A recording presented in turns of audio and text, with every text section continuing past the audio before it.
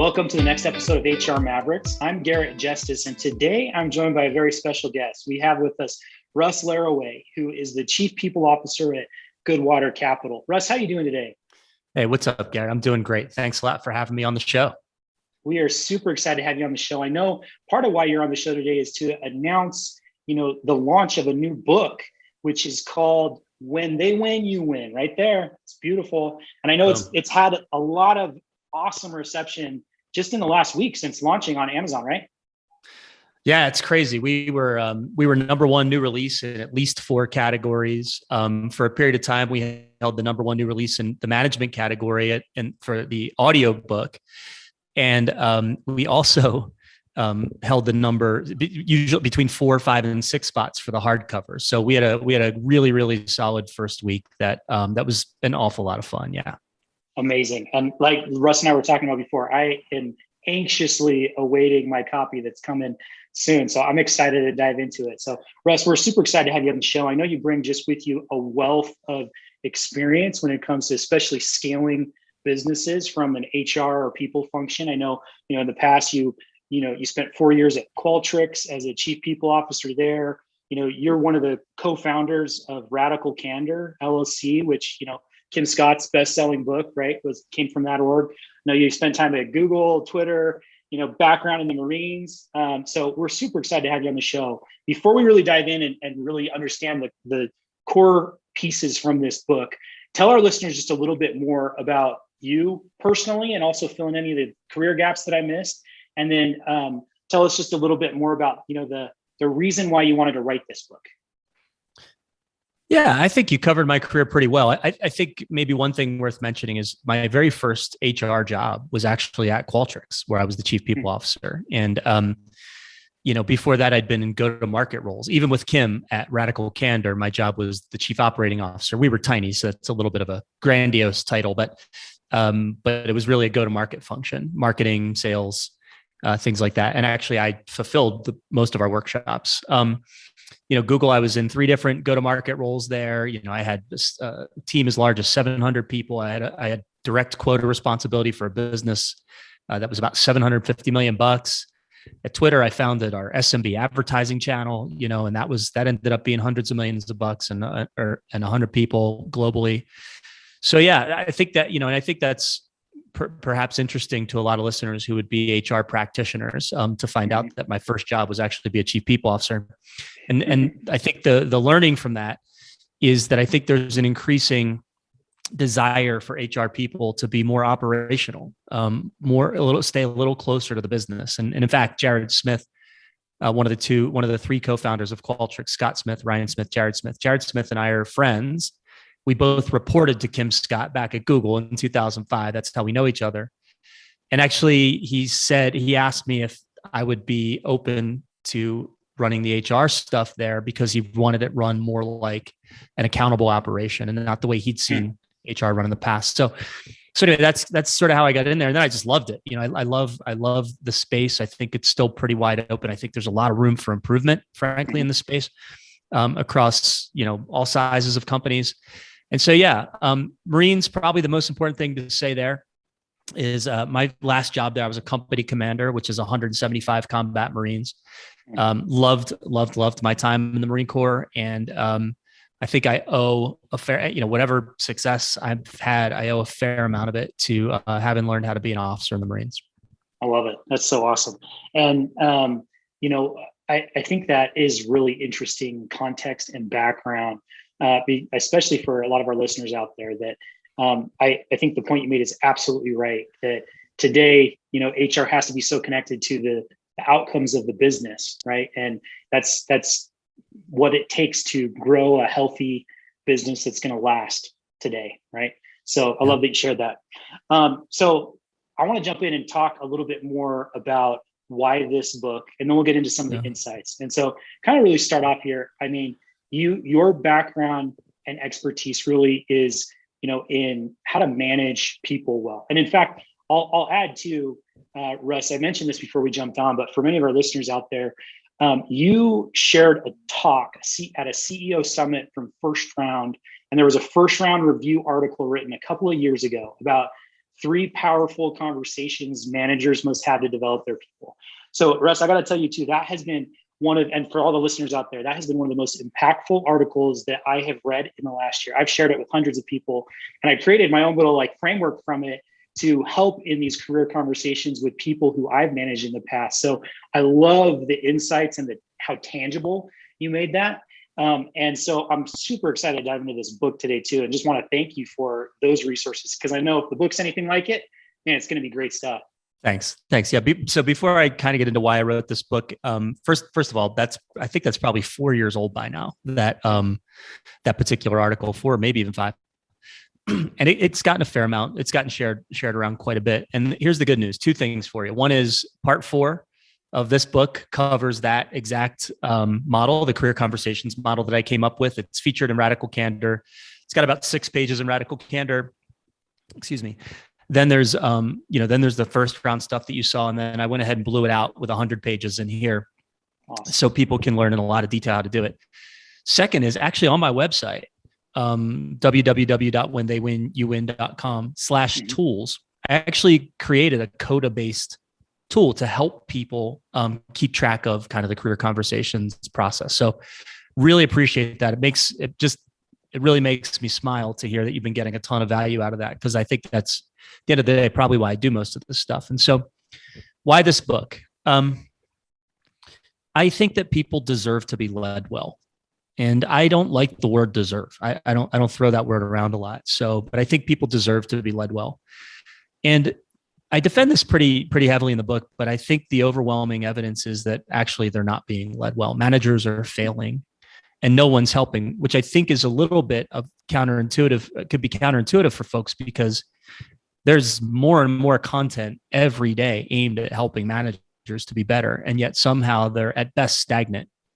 Yeah. And I can kind of prove that. And and that's really the point I wanted to make too. Sorry to jump in here is, it seems like if there's any books that were written about more often than others, it might be like there's this endless supply of like helping people become better managers. It's been something that, businesses and consultants and everyone's tried to figure out for years. And so really, tell us a little bit more about, why did you feel like there was this need for this book, and what's been missing from those other resources, out there? Yeah. So I think I have this fantasy, if you'll indulge me. And the fantasy goes, I get to ask all these people that are putting out this manager content, authors, podcast hosts like Garrett, and many others. I get to ask them, how do you individually, one-on-one, how do you think your stuff helps the average manager be better? And the fantasy, it's a G-rated fantasy, don't worry. But the fantasy ends up going toward this idea of a buffet style lunch line. And what I imagine is each author, each podcast host, each writer believes that a manager goes through the buffet style lunch line at a leisurely pace, and they pull a little off of, the Kim section. They pull a little off the Liz section, a little off the Simon section, and off they go. Their tray full of, they've got a nutritious meal there available to help them for all of their leadership problems in the future, right? The problem, I think, is that actually for the average manager, it doesn't feel at all like a leisurely trip through a buffet lunch line. It feels like you're hogtied in the center of a middle school cafeteria while there's a multi-thousand person food fight transpiring, right? Like, right. Broccoli bouncing off your head and mashed potatoes sliding. It's too much stuff. It doesn't hang together and it becomes unaddressable. And the content people opt into, often they opt into based on a couple of biases. One is, does the content fit their pre-existing worldview, and therefore they kind of opt in. And often, most nefarious are they already good at that thing, and they'll kind of opt into the thing they're already good at. So I decided that the world absolutely didn't need another person's opinion about what it takes to be a great manager. Instead, we have to learn to lead in a way that measurably and predictably leads to more engaged employees and better business results. And ultimately, that's the book that I wrote. And it's like the narrative version of that, Garrett, is people just want, like, the only thing everyone has in common at work is they want to be successful. If you think about it, we don't have anything else. Every single person doesn't have other things in common. It's what we want to be successful. Mm-hmm. In other words, people want to do great work and they want to be totally psyched while doing it. And it turns out, again, I defend this pretty strongly in the book. It turns out that the manager is the person most likely to create or destroy the circumstances under which that can happen, where people can do their best work and be totally psyched while doing it. Yeah, so interesting. And I think all of that resonates for sure with me. So I totally get that. I want to dive in a little bit deeper to, this leadership approach or this framework that you lay out in the book, which is really your when they win, you win approach, right? And specifically, I know as I've haven't had a chance to read the book in full yet, but I know in kind of going through some of it and some of the notes from it that you have what you call the big three. That's part of that, right? It's direction, coaching, and career. And so I want to break that down a little bit more and talk a little bit more about each of those pieces and how they can really work together to help managers improve. Yeah. The big three actually breaks down into about 12 distinct behaviors. The big three is just a little bit easier way for folks to remember it. 12 distinct behaviors. And one of the things that we did was we asked employees in survey form 4 times a year if their managers were demonstrating these behaviors. And we actually could measure that. In fact, we called that manager effectiveness, right? Which is basically the frequency with which managers are exhibiting these 12 or so leadership behaviors. And so anyway, the big three is direction, coaching, career. Direction is, so actually I want to do a little, if I may, a little exercise with you to kind of top down this. So I got this bottom-up research that tells us these 12 behaviors strongly correlate with engagement and strongly correlate with business outcomes. There's a top-down version too here that, by the way, I did both of these things independently, the bottoms up and the top down. They just happen to match up perfectly. So oftentimes when I give the talk around my book or I've done training, I'll ask people to do an exercise. And the exercise is that I want them to write a job description that fits every manager in the world. So I don't care if you're the CEO of Google or if you're managing the frontline sandwich shop people at Jersey Mike's. Same job description. And a massive constraint is you only have 2 bullets. Now, Garrett, I'm going to give you the option. You can do this exercise with me now, or you can just let me tell you what I've come up with, but your call. Would you care to take a crack? Looks like you do want to take a crack. I'm thinking about it. You got me intrigued. Off the cuff. I mean, the first things that come to mind really are like the first thing that came to mind for me is, do you care about your people and do they know it? And do you help them to be better? Right. So, I mean, those are some of the first things that come to mind, but I'm curious, tell me how far off am I? Those are great. You're only using mildly different language than I use to get at some very similar ideas. We probably don't. I mean, and I could actually let your listeners see you're actually kind of a genius, but I don't think we'll have quite enough time to go into that level of depth. So here's what I came up with. I'm not saying this is right. I'm just saying I've had kind of 5 years to dial this in. The job of every manager in the world is first, deliver an aligned result. And second, to enable the success of the people on their teams. So you clearly were all over number 2, and you were actually kind of close on number 1. I could defend that, but we're not going to have time. And so when you think about it, first of all, deliver an aligned result. The word aligned is doing an enormous amount of work there.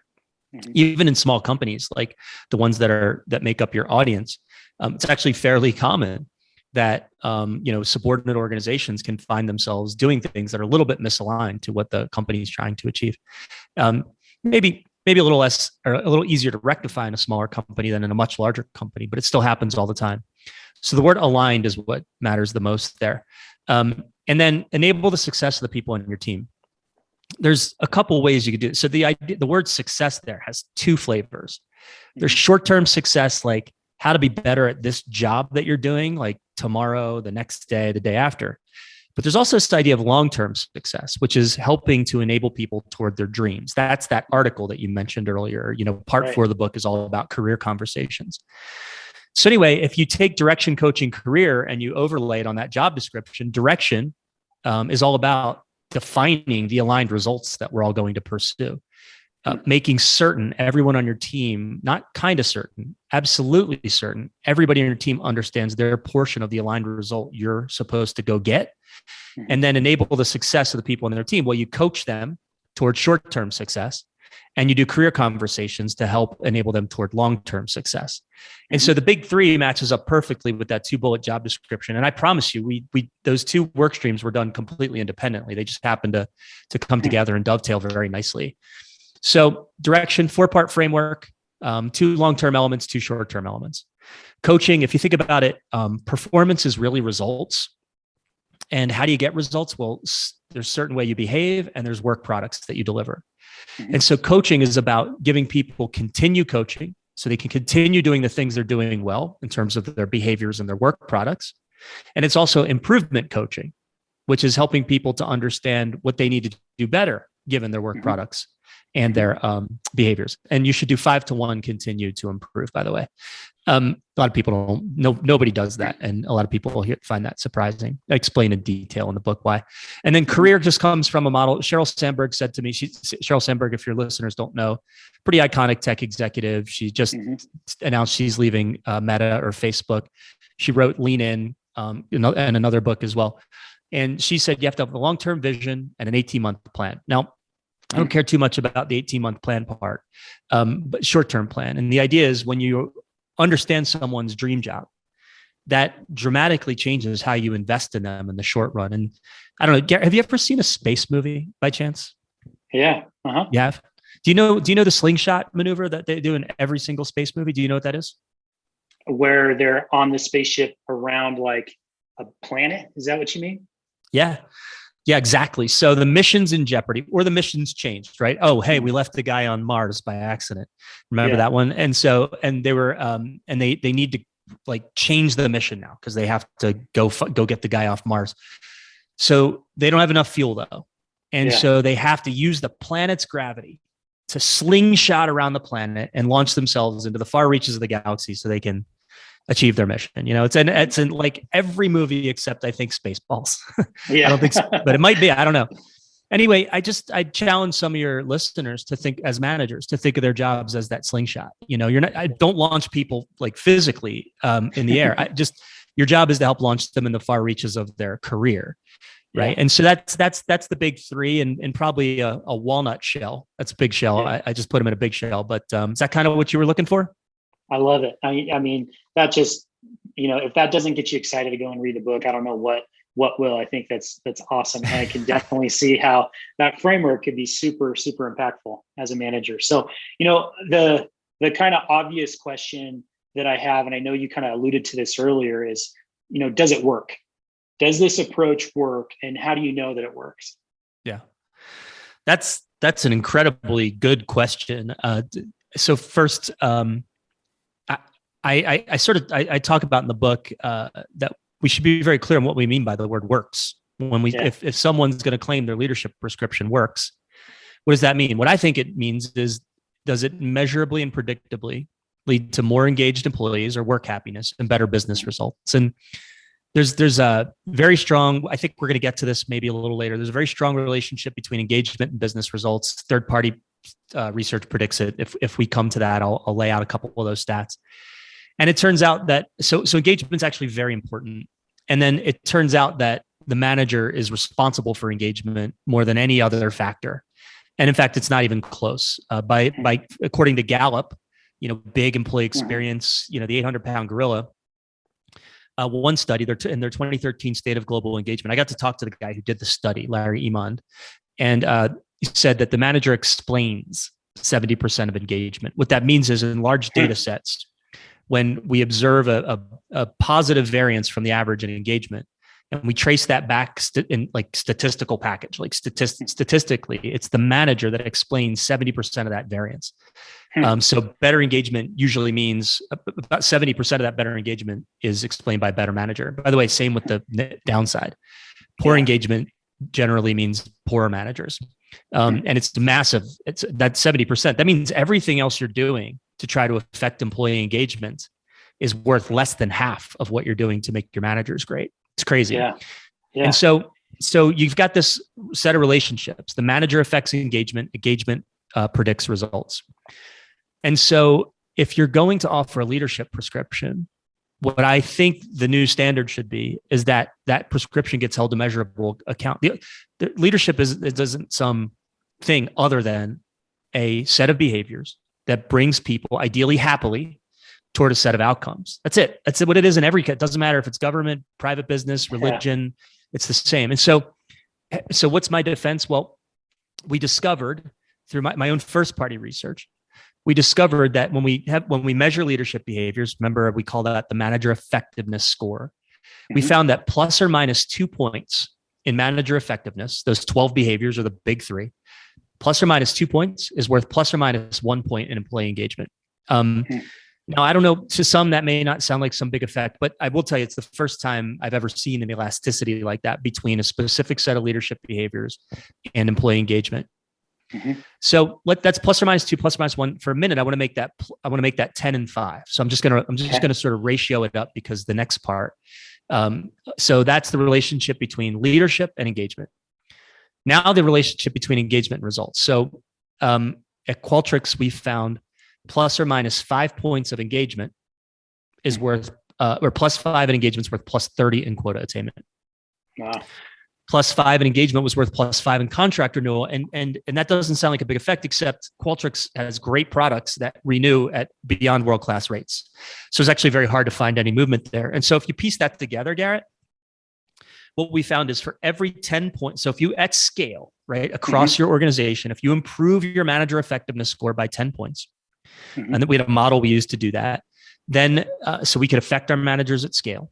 You could, on average, expect employee engagement to increase by 5 points. And if you were doing that in your sales organization, you could expect, on average, to improve quota attainment by 30%, by 30 points. Wow. Yeah, it's nuts. And by the way, the third-party research predicts both of those, but nobody ever really put them all together and came up with sort of a measurable. So that's how I make the claim that it works. And by the way, I don't think anybody else. In fact, I know for a fact there's no other leadership prescription that holds itself to measurable account like that. Yeah, I've never heard one either. And I love that. I think that that's, what so many leaders have instinctively known for a while, but haven't been able to prove. So I love that there's, tangible results that's saying, do these things, help improve your employee engagement and get these better business results. I think that's amazing.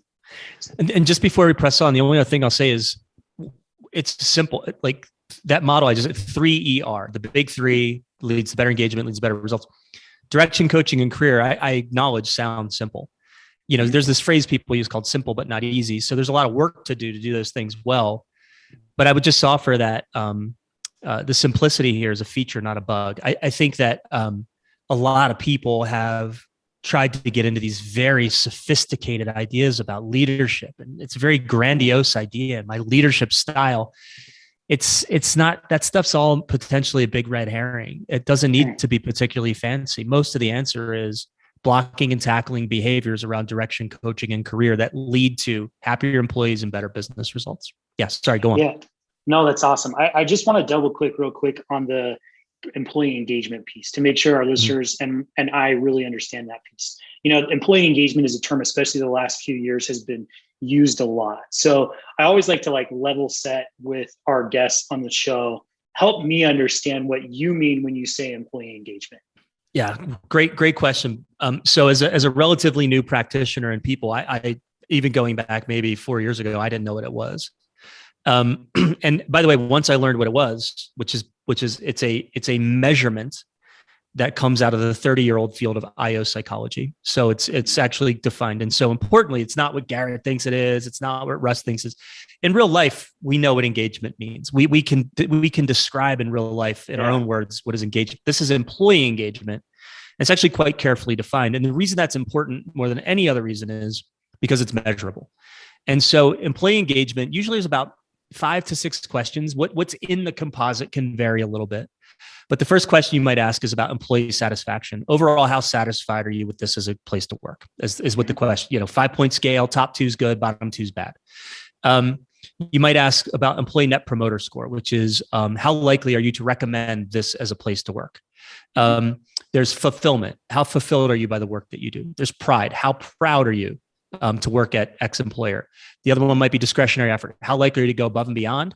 And then last one that's sometimes in there, sometimes not, is called intent to stay, which might sound like, how much do you agree with the following statement? I am seriously considering leaving X employer. Anyway, you ask all those questions on each on a 5-point scale. Top two, if people choose the top two, that's called engaged. And people choose the bottom two, that's called disengaged. And then the middle one, I guess, is just no man's land. And so you measure that. And this is the IO psychological measurement that strongly correlates with business results. And I think and I just got to say, because I think you have a lot of small businesses, and I want to cop that I was unbelievably skeptical. You're going to tell me that some magical, mystical measurement that I can barely understand from some field called IO psychology that I've never heard of. This is the exact thought process about 4 or 5 years ago. You're going to tell me that measurement predicts business results? It sounds so soft and fluffy, and there's a lot of people who call it a soft measure. And what I've learned over the last 4 or 5 years in really understanding this is it's not a soft measure at all. It's integral. It's not something off to the side. It's not something nice to have. It's not something you get to later when you start to build culture. That's all nonsense. Yeah. It is, you can only get sustainable results if your employees are engaged. You get some results sometimes when they're disengaged, but you won't get them for long. Those people will leave. Those people won't work as hard. Those people are not proud. You can only get sustainable results if you lead through engagement. So I can, and if you'd like, I can talk a little bit more about the relationship between engagement and business results, but kind of your floor's back to you, Gary.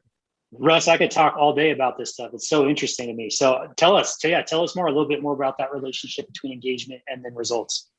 Yeah. So I mentioned the first party stuff before, right? +5 in engagement, +5, +30 in quote attainment, and +5 in engagement, +5 in contract renewal at a company that has beyond world-class contract renewal rates. And so that 5 points was very difficult to find.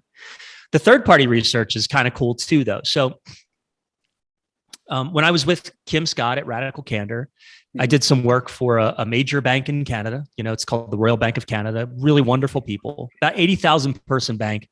I worked specifically for their 10,000 person sort of cutting edge digital banking business. That probably sounds so enormous to so many of your listeners, but we can still learn from these companies. They just have the resources to sort out some of these things that would be tougher for a small company to sort out. They found that a highly engaged employee drove 3 times more revenue than a lesser engaged employee. So, and they revenue, you can imagine how hard it is to find revenue growth for a 100-year-old bank. Bain and Company, which is a big, like one of the big 3 consulting firms, McKinsey, Bain, Boston Consulting Group, some of the very smart people. They found that highly engaged employees grew revenue 2.5 times more than lesser engaged employees. Gallup, back to Gallup, who I mentioned earlier, the 800-pound gorilla, they found that companies in the top quartile in employee engagement are 17% more productive, that's revenue per head, and 21% more profitable, that's operating margin, than the other 70, the remaining 75%.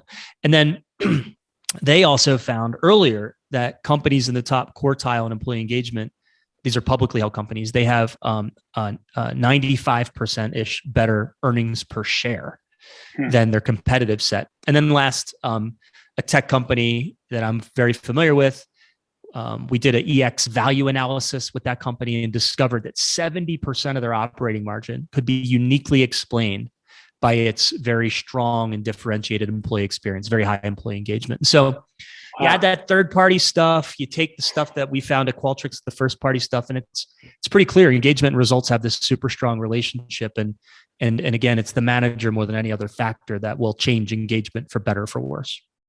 And it's so compelling too, because there's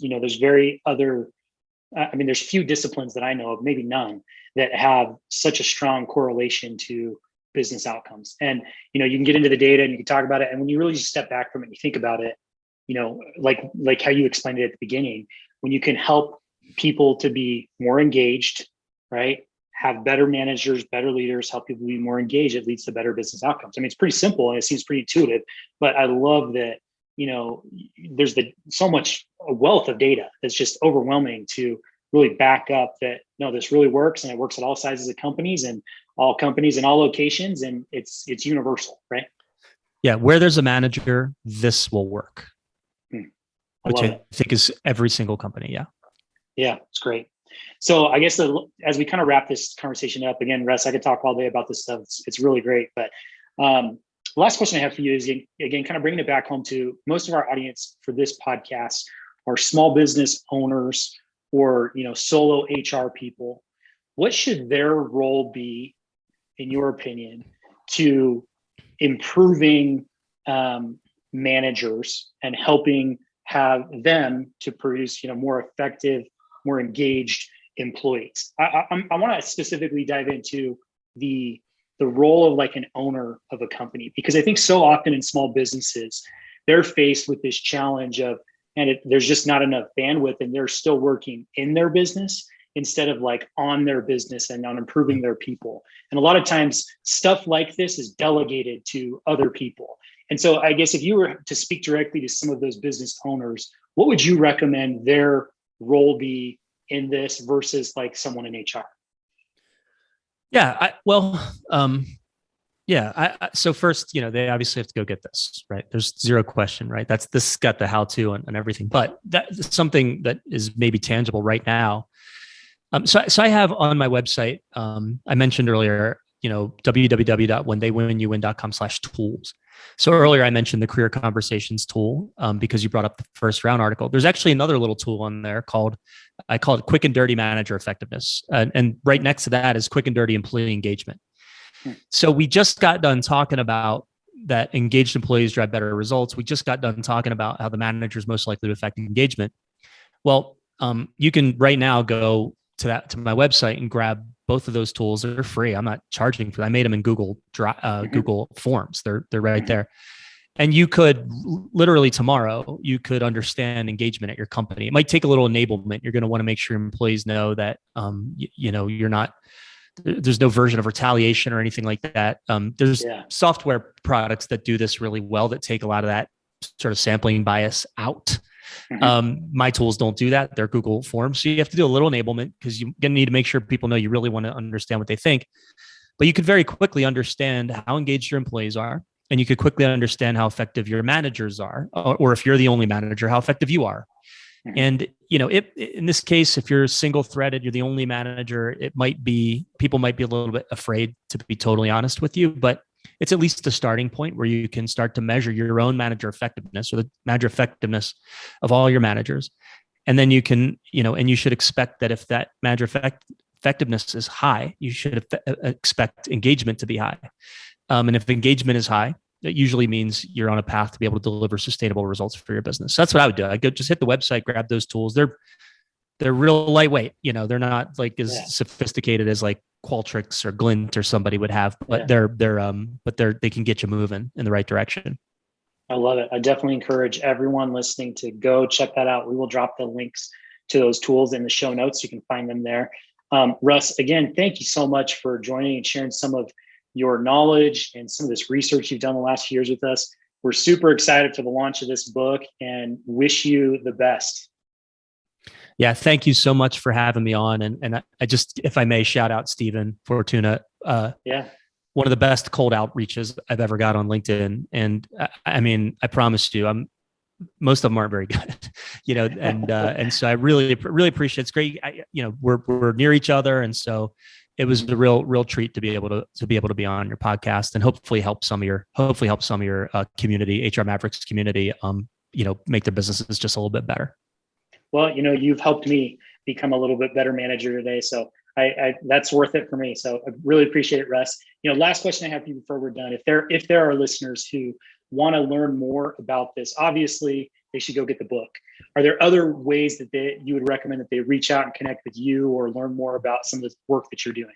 Yeah, maybe the website I've mentioned a few times. That's a good way. We're on, I worked at Twitter. Like I'm on Instagram. I'm not hard to find. I'm on Twitter. I'm verified on Twitter. I'm not hard to find. Each of those, I have an account, at They Win You Win as well for the book. I'm on Facebook. I'm I was going to say I'm reluctantly on LinkedIn, but I probably shouldn't say I'm on LinkedIn. I've been paying a lot more attention to that since I launched the book. So I'm real easy to find, honestly. But the website has all of those handles available, and we have contact form and all that stuff on there. Perfect. If anybody needs to get in touch. Perfect. We'll put the link to that as well, so everyone has it. So Russ, thank you again. Hope you have a great rest of the day. All right. Thanks a lot, Garrett.